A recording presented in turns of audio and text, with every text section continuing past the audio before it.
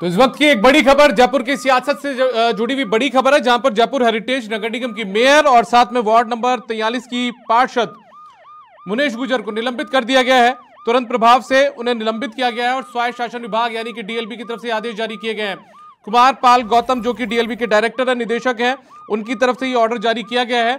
और बड़ी बात यह है कि मुनेश गुर्जर को लेकर, उनकी महापौर की कुर्सी को लेकर, उनकी वार्ड 43 की सदस्यता को लेकर लगातार इस तरीके की बातें चल रही थी कि सरकार कभी भी उन्हें निलंबित कर सकती है। दरअसल पट्टा बनाने के नाम पर रिश्वत की राशि लेने के मामले में आपको याद होगा कि लगभग 1 साल से ज्यादा का वक्त हो चुका है, लगभग 14 महीने का वक्त हो चुका है। और 14 महीने पहले मुनेश गुर्जर के पति को और उनके साथ एक व्यक्ति को पकड़ा गया था। मुनेश गुर्जर के घर से कुछ दस्तावेज यानी कि पट्टे से जुड़ी हुई जो फाइलें थी वो भी उनके घर से बरामद हुई थी। उसके बाद में मुनेश गुर्जर को तत्कालीन कांग्रेस सरकार ने निलंबित किया था, लेकिन मुनेश गुर्जर कोर्ट से, हाई कोर्ट से राहत लेकर आ गई थी। लेकिन उसके बाद में लगातार एंटी करप्शन ब्यूरो की टीम मुनेश गुर्जर के खिलाफ मामला चलाने के लिए अभियोजन की स्वीकृति मांग रही थी।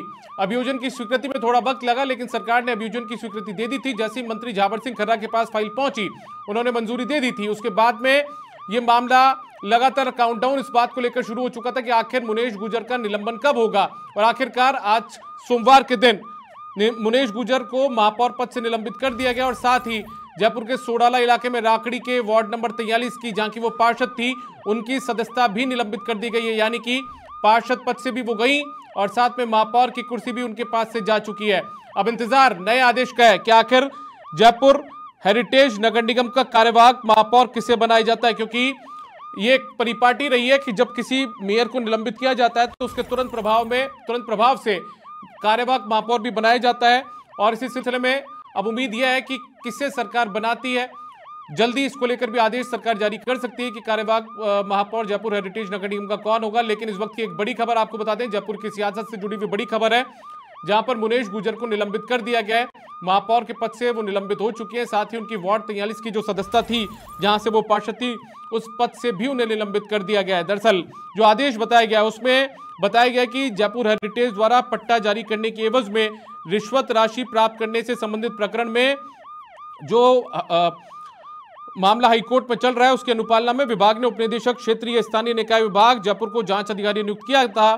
जांच अधिकारी द्वारा मुनेश गुर्जर को सुनवाई का अवसर देते हुए रिपोर्ट विभाग को प्रेषित की गई और विभाग को प्राप्त रिपोर्ट के आधार पर मुनेश गुर्जर ने अपने पति सुशील गुर्जर के कहने से पट्टों पर हस्ताक्षर करने, पट्टों के बारे में अपने पति से चर्चा कर उनको लंबित रखना था, तो पट्टों की एवज में रिश्वत राशि प्राप्त कर हस्ताक्षर करने के आरोप प्रथम दृष्टया प्रमाणित प्रतीत होते हैं। और उसके बाद ये जो कार्रवाई है वो यहाँ पर की गई है। लेकिन इस वक्त की एक बड़ी खबर बता देते हैं आपको कि जयपुर हेरिटेज की मेयर मुनेश गुर्जर निलंबित हो चुकी है। पट्टा प्रकरण से जुड़ा हुआ ये पूरा मामला था। पिछले साल लगभग जून जुलाई का ये वक्त था जब मुनेश गुर्जर की कुर्सी चली गई थी। और मेरे साथ में हमारे डिप्टी न्यूज एडिटर, मेरे वरिष्ठ सहयोगी स्वप्निल बैरागी न्यूज रूम से लाइव कनेक्ट हो चुके हैं। स्वप्निल, लगातार पहले अभियोजन की स्वीकृति को लेकर काउंटडाउन चल रहा था और जब वो अभियोजन की स्वीकृति मिली तो चर्चा इस बात की थी कि आखिर कब सरकार मुनेश गुर्जर को निलंबित करती है। लेकिन आखिरकार आज सोमवार के दिन मुनेश गुर्जर को निलंबित कर दिया गया है। क्या कुछ इस पूरा जो ऑर्डर आपके पास है उसमें क्या कुछ लिखा है, क्या कुछ बताया गया है?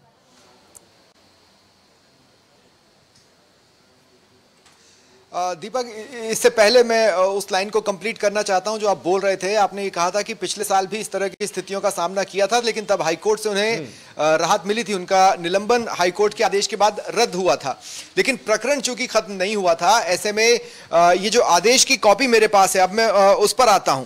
इस आदेश में ये साफ तौर पर बताया गया है कि जो पट्टा जारी करने की एवज में रिश्वत राशि प्राप्त करने से संबंधित जो प्रकरण है, इसमें कोर्ट ने पिटीशन को पारित निर्णय की अनुपालना में विभाग उपनिदेशक क्षेत्रीय स्थानीय निकाय विभाग जयपुर को जांच अधिकारी बनाया।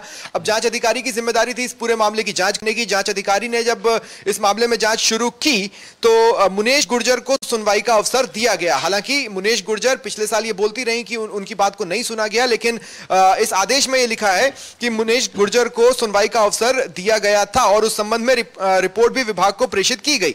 अब जब ये जांच आगे है तो खास बात यह है कि इसमें रिश्वत राशि प्राप्त कर हस्ताक्षर करने के आरोप प्रथम दृष्टिया मतलब प्रिलिमिनरी जांच में साबित होते जांच अधिकारी को महसूस हुए, प्रतीत हुए। इसी बात को आगे ले जाते हुए यह कहा कि फिर सुनवाई का अवसर देते हुए स्पष्टीकरण नोटिस जारी किया गया, जिसका प्रत्युत्तर आया था 23 सितंबर 2024 को। 23/9/2024 को मुनेश गुर्जर ने स्पष्टीकरण दिया, मतलब आज ही की तारीख में उन्होंने स्पष्टीकरण दिया और उस स्पष्टीकरण को पढ़ा गया और क्या पाया गया वो बड़ी चौंकाने वाली बात है। इसमें यह माना गया है कि उनका जो जवाब है वो पूरी तरह से सही नहीं है, संतोषप्रद नहीं है और इसी आधार पर यह निर्णय लिया गया निलंबन का। निलंबन का निर्णय इसलिए लिया गया है, उसका कारण भी इस ऑर्डर की कॉपी में बताया गया है कि चूंकि प्रथम दृष्टिया उनकी संलिप्तता जाहिर होती है, उनका आचरण और व्यवहार हेरिटेज के महापौर की पदीय हैसियत का दुरुपयोग होगा। साथ ही जब आगे भी जांच होनी है, न्यायिक जांच होनी है, तो उसमें कहीं वो पद का दुरुपयोग कर जांच को प्रभावित न करें, इस बात को देखते हुए उन्हें तुरंत प्रभाव से निलंबित किया गया है। यह आदेश की कॉपी मोटे तौर पर इस कहानी को कुछ इस रूप में सामने लाती है। लेकिन खास बात यह भी है, मैं आपको 3-4 दिन पहले अगर ले जाऊं तो यह तो तय था कि मुनेश गुर्जर की परेशानी बढ़ चुकी है, क्योंकि भ्रष्टाचार मामले में स्वायत्त शासन विभाग से मिले नोटिस के बाद एसीबी कोर्ट में सुनवाई हुई और मुनेश गुर्जर के खिलाफ 2502 पन्नों की लंबी चौड़ी चार्जशीट पेश की गई। मुनेश गुर्जर के जो वकील हैं, उन्होंने कोर्ट में उनका मेडिकल सर्टिफिकेट पेश किया कि उनके कमर में दर्द है, वो दिल्ली में इलाज करवा रही हैं, 7 दिन का बेड रेस्ट है, ऐसे में वो कोर्ट में नहीं आ पाएंगी। ठीक उसी वक्त उन्हें 3 दिन का नोटिस दिया गया। 3 दिन के हिसाब से लग रहा था कि ये जो ब्रेकिंग आज हमें मिली है वो 21 को मिलेगी, लेकिन जवाब चूंकि आज आया है और उस स्पष्टीकरण को संतोषप्रद नहीं माना गया है, ऐसे में निलंबन की कार्रवाई आज होती है। झाबर सिंह खर्रा ने मुनेश गुर्जर को 3 दिन का नोटिस देने का आदेश जारी किया था, जो कि जारी भी हुआ था और उसके बाद उन्हें जवाब देना था। जवाब मिलते ही ये कार्रवाई हुई है। निगम की राजनीति काफी उफान पर है, ये साफ तौर पर कहा जा सकता है, क्योंकि सवाल यह था कि मुनेश मेयर रहेंगी या नहीं, तमाम तरह के कयास थे।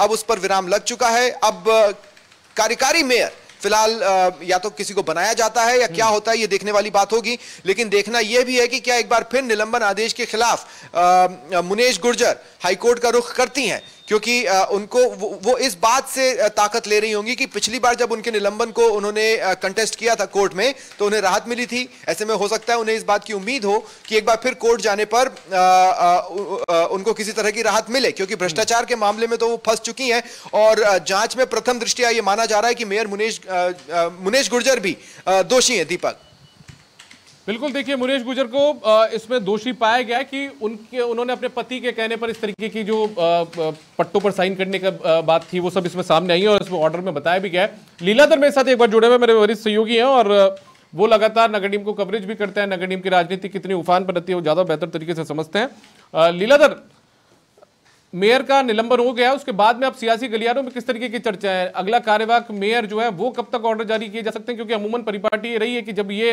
निलंबन का आदेश जारी होता है तो उसके तुरंत प्रभाव से हो या थोड़ी देर बाद में जो कार्यवाहक जो मेयर 60 दिन के लिए बनाया जाता है उसके ऑर्डर भी जारी होने होते हैं। जी बिल्कुल दीपक, आपने बिल्कुल सही कहा। जयपुर नगर निगम हेरिटेज की जो बात है, गलियारों की बात है, राजनीतिक गलियारों के अंदर अब कार्यवाहक महापौर को लेकर रस्साकसी देखी जा रही है। हालांकि काफी दिन से जो भारतीय जनता पार्टी के पार्षद थे एकजुट होकर वो मंत्री से मिल रहे थे, यूडीएच मंत्री झाबर सिंह खर्रा से मिल रहे थे। हालांकि जो बीजेपी प्रदेश अध्यक्ष है मदन राठौड़ से मिल रहे थे, सांसद मंजू शर्मा से मिल रहे थे। काफी उन्होंने लंबी जद्दोजहद के बाद उनको एक विजय हासिल हुई है, क्योंकि जो महापौर है कांग्रेस की बनाई गई थी। बिल्कुल दीपक, आपने बिल्कुल सही कहा, ये राजनीति देखी जा रही है। कोई कांग्रेस के समय भी इनको निलंबित किया गया था, काफी समय से इनको निलंबन के बाद वापस पद पे आई थी। लेकिन इस बार अब बात करें, भारतीय जनता पार्टी को रिस्क ले लेना चाहती है, क्योंकि जीरो टॉलरेंस की बात हमेशा से भजनलाल सरकार करती है। उसी की दृष्टि से देखते हुए आज जो महापौर गुर्जर के खिलाफ जो निलंबन का आदेश किया गया है और वो आगे देखा जा रहा है कि आगे वो कोई अप्लाई नहीं कर पाएंगे, क्योंकि जिस प्रकार से आप देखें एसीबी के जो एफआईआर दर्ज है उसको रद्द कराने के लिए उन्होंने हाई कोर्ट में याचिका लगाई है। परंतु दीपक, कई सवाल उत्पन्न होते हैं कि देखा जाए जब एसीबी ने जो जांच की है क्या वो गलत है? जो बात करें महापौर के घर से जो 41 लाख रुपए नगद मिले, क्या वो गलत है?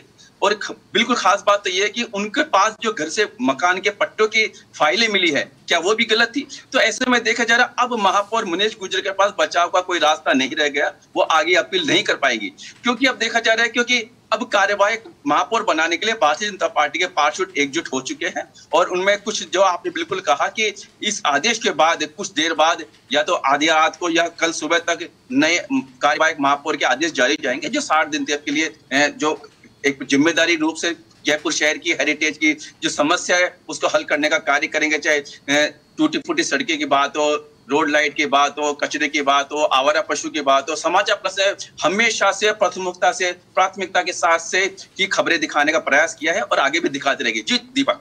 अच्छा, एक चीज और, नाम तो हम यहाँ ले नहीं सकते, लेकिन कितने जो ओबीसी वर्ग से जुड़ी हुई कितनी महिला पार्षद है जो कि दावेदारी कर रही है फिलहाल मेयर पद को लेकर?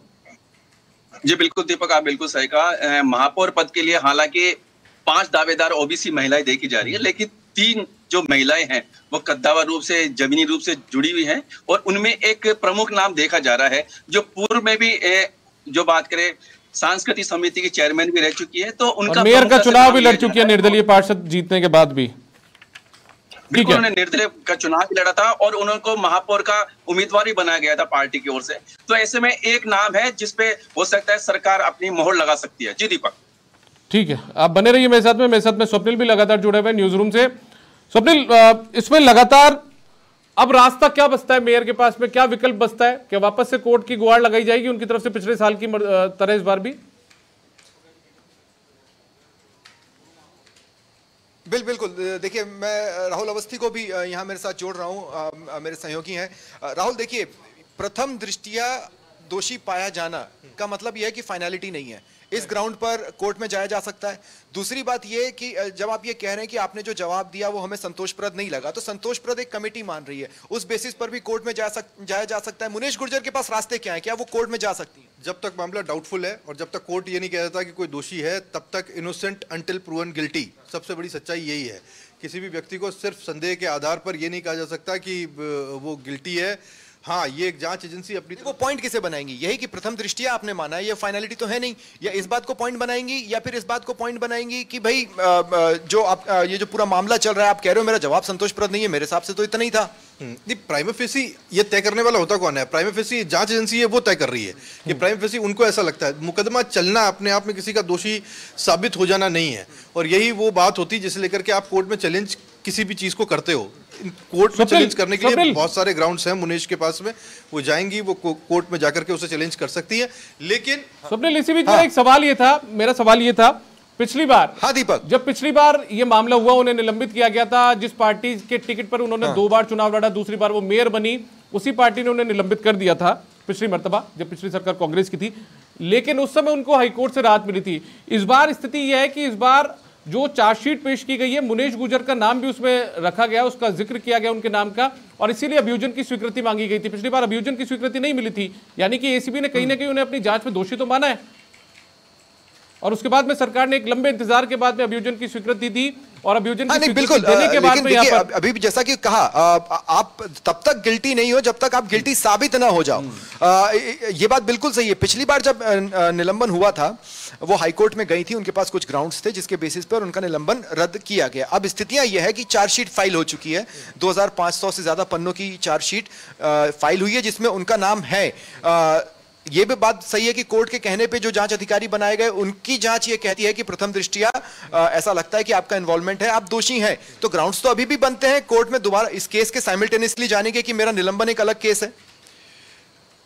आपने चार्जशीट फाइल कर दी है, यानी जांच प्रक्रिया पूरी हो गई है, और इसी आधार को मानते हुए उनका जो निलंबन है वो किया गया है। ये टेक्निकल पॉइंट है। दूसरी तरफ उनके पास ये रेमेडी हमेशा रहेगी कि वो जाकर के कोर्ट से ये अपने लिए राहत मांगे कि क्योंकि इनमें ये खामियां थीं और ये गलतियां थीं, और मुझे राजनीतिक रूप से टारगेट करते हुए ये कहा जा रहा है या किया जा रहा है, इसलिए आप मुझे ये राहत प्रदान करें। अब इसमें सीधे सीधे मुनेश गुर्जर बार बार ये भी कह रही है कि सीधा मेरा इन्वॉल्वमेंट नहीं है, वो ये भी नहीं जोड़ती कि मेरे पति का है, बेनिफिशियरी मैं नहीं हूं। वो बार बार इसे ग्राउंड बना रही है कि मेरा नाम इस पूरी की पूरी लाइन में नहीं है, मेरे पति का हो सकता है। हालांकि ये भी स्पेसिफाई उन्होंने नहीं किया कि मेरे पति का हो सकता है, पर वो खुद को बचाने की कोशिश करी कि इंडिविजुअल के तौर पर मैं इसके अंदर सीधे सीधे इन्वॉल्व नहीं हूं। उनके पति का इन्वॉल्वमेंट है कि वो जांच में सीधे सीधे सामने आ रहा है। अब ये कोर्ट को तय करना है। कोर्ट किसी भी इंडिविजुअल को नहीं, लेकिन ये काउंटर किया जाएगा जैसा कि इस आदेश में भी लिखा है। अगर आप देखेंगे कि इस बात को वो कह रहे हैं कि चूंकि न्यायिक जांच चल रही है, पद पर बने रहने से विचाराधीन न्यायिक जांच को प्रभावित करने की संभावना है। ऐसे में उनके निलंबन का काउंटर तो इसी आदेश में नजर आ रहा है। अब देखिए ना, शराब घोटाला कितना बड़ा था। मैं रोकूंगा स्वप्निल आपको। हमारे साथ में जावर सिंह खर्रा जी जुड़ चुके हैं, यूडीएच मिनिस्टर है राजस्थान के। जावर सिंह खर्रा साहब, बहुत स्वागत है आपका समाचार प्लस में। सर खर्रा साहब, आप मेरी आवाज सुन पा रहे हैं? हाँ, सुन पा रहा हूँ। खर्रा साहब, आप एक बड़ा फैसला कर दिया है आपके नेतृत्व में। राजस्थान के स्वायत्त शासन विभाग ने मेयर को, हेरिटेज मेयर को निलंबित कर दिया सर फिलहाल। हेरिटेज की मेयर को मेयर पद से, पार्षद पद से निलंबित के आदेश जारी हो चुके हैं और उनके खिलाफ न्यायिक जांच के आदेश भी जारी हो चुके हैं। सर अब सर एक बड़ी बात है कि कार्यवाहक मेयर को लेकर कब आप आदेश जारी कर रहे हैं सर? 24 घंटे इंतजार कीजिए। मतलब 24 घंटे में जयपुर हेरिटेज को नया कार्यवाहक मेयर मिल जाएगा? परसों का सूर्योदय जयपुर के तो नया महापौर मिलने के बाद उदय होगा। चलिए सर, अच्छा उसके बाद में सर कार्यवाहक महापौर के बाद में एक क्या चुनाव भी करवाए जाएंगे 60 दिन के भीतर, या 60 इंतजार किया जाएगा थोड़ा? अब ये राज्य निर्वाचन आयोग का प्रकरण है जी। वो अगर चाहेगा तो चुनाव हो जाएंगे, नहीं चाहेगा तो 60 दिन के लिए एक बार हम कार्यवाहक महापौर का पद स्थापन कर देंगे। खर्रा साहब, एक निवेदन मेरा ये था और मैं जानना चाह रहा था, जो आपके उपनिदेशक विनोद पुरोहित जो है स्थानीय निकाय विभाग के, उनकी तरफ से जब पहला नोटिस दिया गया मुनेश गुजर का, तो उसके अंदर उन्होंने बताया था कि राजनीतिक द्वेष के चलते उन्हें इस मामले में फंसाया गया। आप लोगों की जांच में क्या कुछ सामने आया सर? देखिए, उसकी 2 बार पहले जांच हो चुकी थी और दोनों बार उसने उचित अपना पक्ष रखने का उचित समय नहीं देना, राजनीतिक दुर्भावना का आरोप लगा कर माननीय राजस्थान उच्च न्यायालय से राहत प्राप्त की थी। उसके बाद हमारे टाइम में पहले डीडीआर ने उसके खिलाफ जांच की, नोटिस दिया, उसका स्पष्टीकरण प्राप्त किया और प्राप्त करने के बाद उसके खिलाफ अपनी रिपोर्ट तैयार की। लेकिन क्योंकि पहले वाले 2 प्रकरणों को देखते हुए इस प्रकरण में किसी प्रकार की कमजोरी नहीं रहे, इसलिए हमने डायरेक्टर डीएलबी से उसको नोटिस जारी करवाया 3 दिन का और कहा कि आपको जो भी कुछ अपने पक्ष में कहना है आकर अपना जवाब भी प्रस्तुत करें और व्यक्तिगत रूप से भी अगर आप कुछ कहना चाहें तो कह दें। वो न व्यक्तिगत रूप से उपस्थित हुई। शनिवार को हमने उसका जवाब प्राप्त करने के लिए कार्यालय को भी खुला रखा था। उसने एक चाल चली, अपने 2 आदमी भेजे, वो डीएलबी तक आए, आते में 5 मिनट घूम के और वापस निकल गए।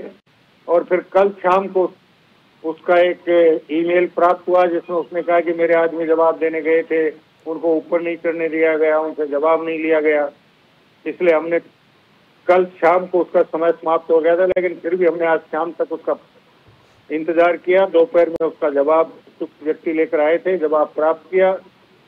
पहले वाले जवाब में और वर्तमान जवाब में कोई नए तथ्य नहीं उसने लिखे थे, इसलिए उसका अध्ययन करने के बाद ये पाया गया कि अब उसे निलंबित करने में किसी प्रकार की दिक्कत नहीं है, कोई कानूनी बाधा नहीं आएगी, इसलिए उसे महापौर और पार्षद पद से निलंबित करके न्यायिक जांच के आदेश कर दिए गए। खैर साहब, पिछली सरकार को उन्हीं की बनाई हुई महापौर थी, उन्हीं की पार्टी से संबंधित थी, लेकिन उनको मुंह की खानी पड़ी थी क्योंकि उनके पास पर्याप्त सबूत नहीं थे। सबूत थे, लेकिन कुछ तकनीकी खामियां उन्होंने जानबूझ के रखी थी, जिसका फायदा उन्हें माननीय राजस्थान उच्च न्यायालय से मिला। इस बार ये फायदा थोड़ी मिलेगा फिर। अब हमने एक भी गली उसके लिए नहीं छोड़ी है जिससे वो फायदा ले। अच्छा, एक सर मेरा आखिरी सवाल आपसे, क्योंकि आप भी बहुत व्यस्त होंगे, कौन सा नाम आ रहा है सर कार्यवाहक महापौर को लेकर, यदि थोड़ा बता सके आप जनता को? अब ये आज रात में और कल दिन में हम सब हमारे पार्षदों से, विधायकों से, सांसद जी से, प्रदेश अध्यक्ष जी से, सबसे बातचीत करेंगे और राय मशुरा करने के बाद इस बारे में अंतिम निर्णय लिया जाएगा। अच्छा, चुनिंदा पार्षदों में से ही जो चयनित पार्षद उन्हीं में से बनाया जाएगा महापौर, तो कार्यवाहक महापौर? हाँ, हमारे पार्षदों में से कार्यवाहक पार्षद वो कार्यवाहक महापौर बनेगा। बहुत शुक्रिया जावर सिंह खर्रा जी, आप राजस्थान के यूडीएच मिनिस्टर, आप हमारे साथ जुड़े, पूरी जानकारी आपने हमारे साथ साझा की यहाँ पर।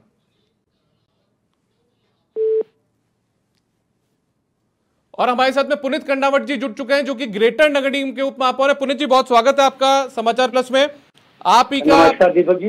नमस्कार सर। मैं ये कह रहा था सर, जयपुर हेरिटेज की मेयर को निलंबित कर दिया गया है फिलहाल, पहली प्रतिक्रिया आपकी। देखिए, जो कुछ भी घटनाक्रम घटा वो सबके सामने है और उसमें ये होना ही था। जब मेयर के यहाँ पर फाइलों को, पट्टों को लेकर जिस प्रकार के वीडियो आए, जिस प्रकार के ऑडियो आए, जो रेड हैंडेडली वहां पर ट्रैप हुआ था, और वो सब कांग्रेस सरकार में हुआ था। और उसके बाद जांच चली, उस इन्वेस्टिगेशन में भी उनको दोषी पाया गया, चालान भी पेश हो चुका है, तो ये तो होना ही था जी। हालांकि आपका सर सीधा इन्वॉल्वमेंट नहीं है, आप ग्रेटर के उप महापौर हैं, लेकिन अब क्या कितना इंतजार करना पड़ेगा कार्यवाहक महापौर के लिए जयपुर को?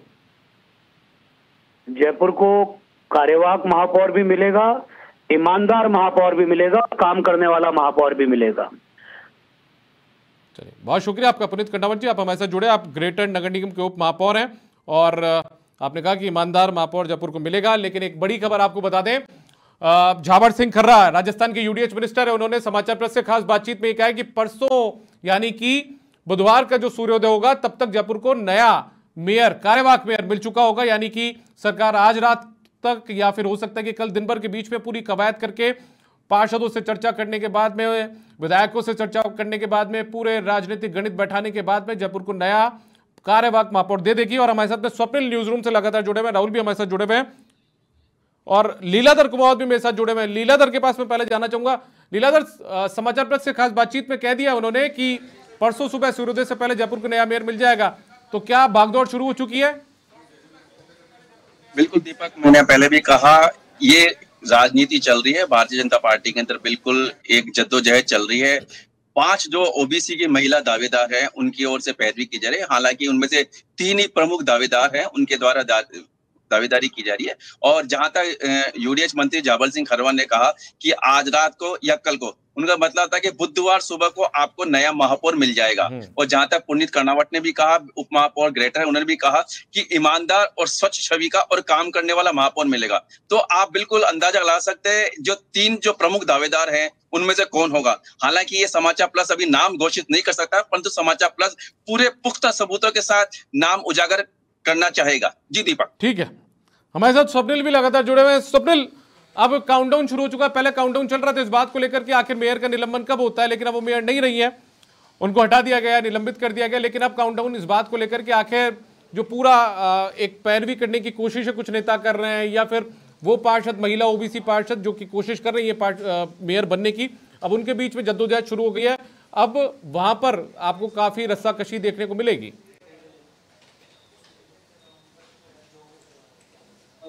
बिल्कुल दीपक, देखिए कुछ ठीक है स्वप्निल, एक बार रोकूंगा आपको। हमारे साथ में हवा महल के विधायक है बाल मुकुंदाचार्य जी, स्वामी बाल मुकुंदाचार्य जी, वो जुड़ चुके हैं। बाल मुकुंदाचार्य जी, बहुत स्वागत है आपका समाचार प्लस में। नमस्कार, जय सिया राम। जय सिया राम। आपका बाल मुकुंदाचार्य जी बहुत स्वागत है।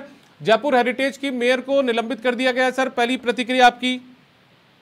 हाँ, पहली प्रतिक्रिया ये कि ये संपूर्ण जयपुर के लिए और राजस्थान के लिए बहुत ही शर्मसार करने वाली बात है कि आज पूरी दुनिया में, पूरे भारत में एक चर्चा जाएगी भ्रष्टाचार के मामले में।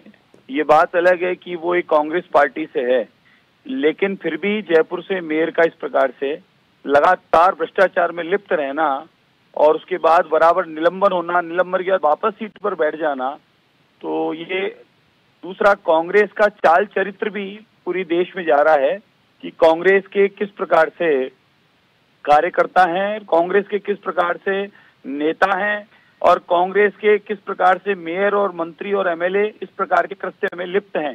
तो ये परिचय भी जाता है। तो अब देर सही लेकिन दुरुस्त है। काफी समय से नगर निगम में इस प्रकार की दुर्घटना घट रही थी कि जो जांच की प्रक्रिया थी या माने की पट्टों के मामले थे या अनगिनत और कई मामले थे, उसकी वजह से जयपुर की जनता को, विशेषकर हमारे क्षेत्र के लोगों को परेशानियां झेलनी पड़ रही थी। विकास के काम रुके हुए थे और बोर्ड इत्यादि गठित नहीं हुए थे, उसकी वजह से हमारे पार्षदों को बड़ी असुविधा थी। और पिछले कार्यकाल में भ्रष्टाचार के मामले थे और उसके साथ में एक मामला और था कि हमारे जो भाजपा के पार्षद थे उन पार्षदों के साथ में भी एक प्रकार का दुभात किया जा रहा था। उनके काम नहीं किए करने रोक लगा दी जाती थी, उनके बजट को रोक दिया जाता था, उनकी फाइलों को रोक दिया जाता था, और जो बीजेपी के पार्षद थे उनके कामों को व्यवधान डाला जाता था। ये भी कार्य यहाँ से हो रहे थे। अब नरक निगम से मुक्ति मिली, अब नगर निगम स्वस्थ और स्वच्छ हो जाएगा।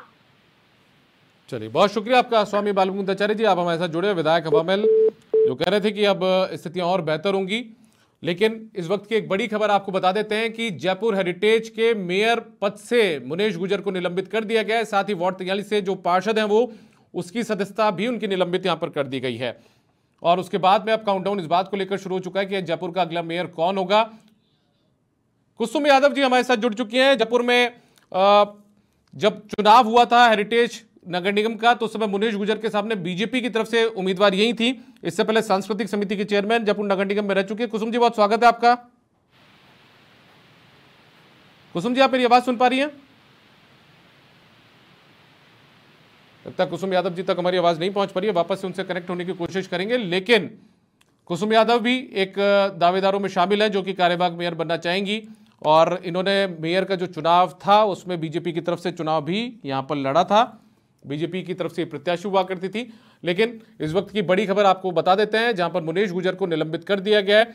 इनको नोटिस दिया गया था डीएलबी के जो डिप्टी डायरेक्टर हैं रीजनल डीडीआर विनोद पुरोहित, उनकी तरफ से, लेकिन उसका जवाब इन्होंने नहीं दिया तो ये कहा कि राजनीतिक द्वेष की तरफ से मुझे फंसाया गया। कुसुम यादव मेरे साथ जुड़ चुकी हैं, बीजेपी की तरफ से मेयर पद की प्रत्याशी थी, मौजूदा दौर में पार्षद हैं वो। कुसुम जी, बहुत स्वागत है आपका। हाँ, नमस्कार सर। कुसुम जी, क्या अग्रिम शुभकामनाएं दे दी जाए आपको? देखिए, भ्रष्टाचारी महापौर को हटाया गया है। Bharatiya Janata party zero tolerance पे काम करती है, और अब ये संगठन और सरकार का विषय है कि वो किसे पसंद करते हैं और किसे बनाते हैं। अच्छा, ठीक है। दूसरा, क्या कुछ स्थितियां बिगड़ी हुई थी इतने वक्त में नगर निगम की? देखिए, नगर निगम में कोई भी कार्य समय पे नहीं हो पा रहा था। नालों की सफाई आप देखेंगे, इस बार पूरा जयपुर दरिया बन गया था। ना गंदी गलियां साफ हुई हैं, ना आवारा पशु सड़कों से हटे हैं, ना रोड बनी है, हर तरफ अव्यवस्था थी जी। तो अब क्या स्थितियां मतलब बिगड़ी हुई थी? और दूसरा, इतना वक्त कैसे लग गया मैडम? क्योंकि अभियोजन की स्वीकृति देने में भी वक्त लग गया था, उसके बाद में कार्रवाई करने में भी थोड़ा वक्त लगा। देखिए, कोई भी अच्छा कार्य होता है उसमें समय लगता है, और आज भारतीय जनता पार्टी ने सिद्ध कर दिया है कि वो जीरो टॉलरेंस पे कार्य करती है। चलिए, बहुत शुक्रिया आपका कुसुम यादव जी, आप हमारे से जुड़ी। मौजूदा दौर में कुसुम यादव जो हैं वो पार्षद हैं, निर्दलीय पार्षद है, बीजेपी को समर्थन उन्होंने किया हुआ है, और मेयर पद की प्रत्याशी भी वो चुनाव में रह चुकी है। मुनेश गुजर के सामने उन्होंने एक तरीके से मेयर की वो प्रत्याशी थी। हालांकि मुनेश गुजर ने मेयर पद पर जीत यहाँ पर काबिज कर ली थी, जीत गई थी वो। और स्वप्निल मेरे साथ में लगातार जुड़े हुए, एक बार मैं वापस से उनके पास चलूंगा। स्वप्निल, बात हम कर रहे थे काउंटडाउन की कि मेयर पद को लेकर काउंटडाउन शुरू हो चुका है। कुसुम यादव से भी बात की, कुसुम यादव भी उनमें से एक दावेदार हैं यहाँ पर। ऐसे में कितने दावेदार सामने आ रहे हैं फिलहाल? लगभग तीन महिलाओं के नाम सामने आ रहे हैं, जिसमें कुसुम यादव का तो नाम है ही है, ललिता जायसवाल का भी नाम है, और एक नाम उतना दौड़ में आगे नहीं चल रहा है, इसलिए फिलहाल उसको नहीं ले रहा हूं मैं। लेकिन तीन नाम है जो कि फिलहाल कार्यवाहक मेयर के दौड़ में शामिल हो रहे हैं। लेकिन अब जो मैं पॉलिटिकल सिनेरियो की बात कर रहा था, इंटरेस्टिंगली ये पहला कदम होगा जो कार्यवाहक मेयर को बनाने का होगा। बाद में चुनाव की परिस्थितियां भी बन सकती हैं। ऐसे में माना यह जा रहा है कि कुछ कांग्रेस के जो पार्षद हैं वो बीजेपी के संपर्क में हैं। इनकी संख्या 8 से 10 के आसपास बताई जा रही है जो कि बीजेपी के संपर्क में है। अगर चुनावों की स्थिति आती है तो गेम पूरी तरह बदल सकता है दीपक। इसका मतलब यह है कि फिर स्थिति यह बन जाएगी कि बोर्ड बीजेपी बना ले जाए। ये एक ऐसा पॉलिटिकल सिनेरियो है जो कि क्रिएट होता मोटे तौर पर नजर आ रहा है। अगर सचमुच कांग्रेस के 8 से 10 पार्षद बीजेपी के पाले में हैं और चुनाव की परिस्थितियां, ये तो ऑब्वियसली सेकंड स्टेप रहना ही है, क्योंकि अभी तो कार्यवाहक मेयर बनाई जा रही हैं। जो भी बनती हैं, जो तीन नाम दौड़ में है, एक से आपने बातचीत की, एक नाम मैंने बताया, और एक नाम पर फिलहाल अभी और भी ऐसी स्थिति में कार्यवाहक मेयर चुन जाने के बाद जब चुनाव की परिस्थितियां बनेंगी तो एक बड़ा पॉलिटिकल घटनाक्रम देखने को मिल सकता है।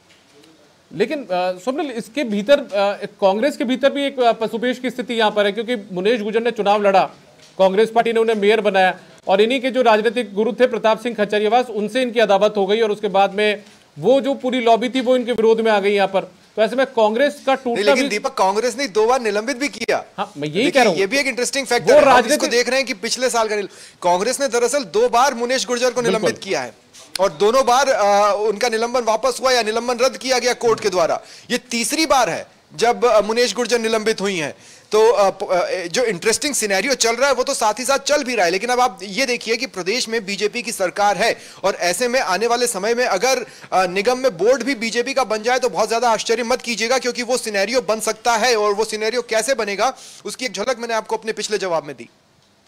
बिल्कुल, लेकिन मैं स्वप्निल मैं ये कह रहा हूं कि कांग्रेस के भीतर भी पशुपेश की स्थिति है, क्योंकि प्रताप सिंह खचरियावास वाला जो दल, मतलब जो उनका धड़ा है कांग्रेस पार्टी के भीतर, उनके जो समर्थक पार्षद हैं, मुनीश गुर्जर भी उसी में हुआ करती थी लेकिन अब नहीं है। ऐसे में वही पार्षद थे ज्यादातर जो मिलने के लिए गए थे बीजेपी मुख्यालय तत्कालीन प्रदेश अध्यक्ष सीपी जोशी से। तो ऐसे में उनका टूटना माना जा सकता है। इसीलिए मैंने कहा कि बिल्कुल आप सही दिशा में गए। मैंने इसीलिए आपसे कहा कि कांग्रेस के 8 से 10 पार्षद हैं जो बीजेपी के संपर्क में हैं। कांग्रेस के लिए तो पशुपेश की स्थिति है ही है, लेकिन अगर अभी देखिए आप एक बोर्ड बीजेपी का है और एक बोर्ड कांग्रेस का है। अगर हम जयपुर के दोनों निगमों को मिलाकर बात करते हैं तो चीजें तो आगे भी जाएंगी। जब भी प्रदेश सरकार ये फैसला लेती है कि एक शहर में एक ही निकाय को हम रखेंगे, उस समय तो स्थितियां और भी बदलती सी महसूस होंगी। लेकिन फिलहाल जिस जगह पर कांग्रेस का बोर्ड है, अगर कल को वो कांग्रेस के हाथ से छिन जाए, जो घटनाक्रम आप इशारा कर रहे हैं वो दरअसल उसी ओर तो इशारा है। कुछ ना कुछ तो बोला ही जाएगा, कुछ ना कुछ तो बताया ही जाएगा। अमूमन ये माना जाता है कि जब कड़ियां जुड़ती हैं प्रदेश में एक सरकार और निकाय में भी अगर उसी का बोर्ड बने तो विकास के रास्ते खुलते हैं। ये सब कहने की बातें होती हैं। अव्वल मकसद तो राजनीति में यही होता है कि किसी तरीके से हम अपना बोर्ड बना ले जाएं, और किस्मत से एक ऐसा मौका बीजेपी के हाथ लगा है जब वो इस नगर निगम में भी अपना बोर्ड बनाने का ट्राई कर सकती है। इसी कड़ी में अगर किसी एक खास धड़े के कुछ चेहरे जाते हैं तो जिस चेहरे के साथ वो जुड़े हुए हैं, जिस चेहरे की वजह से उनका पॉलिटिकल अस्तित्व है, उसकी परफॉर्मेंस को लेकर पार्टी में हो सकता है कि ऊपर नीचे कुछ सोचा जाए, लेकिन वो शख्स भी अपने आप में एक कद्दावर शख्सियत रखता है। प्रताप सिंह खाचरियावास की मैं बात कर रहा हूं, और लोकसभा चुनाव में अनइंटरेस्टेड होते हुए भी उन्होंने फाइट तो की थी। हो सकता है कि वो अपने लोगों को मना ले जाए। इसीलिए मैंने कहा कि ये इफ एंड बट्स का गेम है। बहुत ज्यादा आश्चर्य नहीं होगा अगर बोर्ड बीजेपी का बन जाए आने वाले समय में चुनाव की स्थितियों में। अगर नहीं बन पाया तो फिर ये माना जाएगा कि हाँ, अपने लोगों को, अपने धड़े को सुरक्षित और एकजुट रखने में पार्टी सफल रही। लेकिन अगर परिस्थितियां बदलती हैं तो वो भी आश्चर्य की बात नहीं होगी, क्योंकि बीजेपी के संपर्क में है। अब उन्हें क्या बोला जाता है, उन्हें अपनी तरफ से क्या आश्वस्त किया जाता है, क्या सुझाव, क्या आश्वासन दिया जाता है, और क्या उससे ये सभी एक हो पाते हैं, ये देखने वाली बात होगी। चांसेस तो हैं चुनाव होने की स्थिति। मान लिया जाए चुनौतियां दोनों तरफ बरकरार है। एक को बोर्ड बचाकर मतलब नया बनाना है, काबिज होना है, दूसरे को ये कि उसको जो मिला था, विरासत मिली थी, उसको बरकरार रखना है। बीजेपी के लिए चुनौतियां नहीं है, इसको बीजेपी के लिए चुनौती के तौर पर न देखें। बीजेपी के लिए तो ये अवसर है, कांग्रेस के लिए ये चुनौती है। बीजेपी के लिए ये एक अवसर है अपना बोर्ड बनाने का, और कांग्रेस के लिए चुनौती ये है कि किसी तरह से अपने बोर्ड को बचाए रखना। ठीक है, लीलाधर के पास चलता हूं। एक बार लीलाधर भी मेरे साथ कनेक्ट है। लीलाधर, कांग्रेस पार्टी के भीतर कितनी चुनौतियां मानते हैं आप? मैं आपसे भी समझना चाहूंगा, क्योंकि आप तो रोजाना इन पार्षदों से मुलाकात करते ही रहते हैं। और बड़ी बात यह है कि ये जो पार्षद थे वो लगातार कांग्रेस के ही थे, जो बीजेपी के पार्षदों से ज्यादा एक तरीके से मांग सरकार से कर रहे थे कि मेयर मुनेश गुर्जर को निलंबित कर दो उनके पद से। जी बिल्कुल दीपक, आपने बिल्कुल सही कहा। जयपुर नगर निगम हेरिटेज की राजनीति बिल्कुल बदलती जा रही है। और जहां तक स्वप्निल ने भी कहा और आपने भी कहा, कांग्रेस के पार्षद, हालांकि आपको बताना चाहूंगा, समिति गठन की बात है, चेयरमैन बनाने की बात है, जो कांग्रेस सरकार के समय इन कांग्रेस के पार्षदों के द्वारा, निर्दलीय पार्षदों के द्वारा हमेशा से बात उठाई गई थी। लेकिन सरकार की ओर से, कांग्रेस सरकार की ओर से, कांग्रेस के जो मंत्री थे, कांग्रेस के नेता थे, उनके आपस में विवाद होने के कारण कोई चेयरमैन नहीं बना सका। तो नए चेयरमैन नहीं बनने के कारण जो निर्दलीय पार्षद साथ आए थे वो अपने को बिल्कुल ठगा सा महसूस कर रहे हैं। बिल्कुल दीपक, मैं कहूँ यहाँ पे ठगा सा महसूस कर रहे हैं। ये शब्द बिल्कुल अहमियत का है। और यहाँ पर जाता है कि ये जो निर्दलीय पार्षद है, जहां तक कांग्रेस पार्षद की बात कर सकते हैं, कांग्रेस पार्षद भाजपा ज्वाइन कर सकते हैं, क्योंकि आपने बिल्कुल सही बताया, क्योंकि सीपी जोशी से उस समय जाके मिलके आए थे। हालांकि कांग्रेस पार्टी ने ऐसा कुछ नहीं किया। तो ऐसे में अब जब भ्रष्टाचार के खिलाफ उनकी आवाज थी, जो भजनलाल सरकार जीरो टॉलरेंस की बात हमेशा करते आए हैं, तो कांग्रेस के पार्षद भारतीय जनता पार्टी के प्रदेश अध्यक्ष से मिलके आए और कार्रवाई करने की बात की। कांग्रेस के पार्षद जाकर भारतीय जनता पार्टी के तत्कालीन प्रदेश अध्यक्ष से मिले। उसके बाद में अनुशासनहीनता की श्रेणी में भी कुछ नेताओं ने माना, हालांकि वो कार्रवाई नहीं हुई। वोट के दौर में चोट करने की नसीहत दे दी थी। बहुत शुक्रिया आपका इस तमाम जानकारी के लिए लीलाधर, और साथ में स्वप्निल आपका भी बहुत शुक्रिया। हमारे दोनों सहयोगी हमारे साथ जुड़े हुए थे जो बता रहे थे आखिर क्या कुछ सियासी समीकरण यहाँ पर मेयर चुनाव को लेकर हो सकते हैं।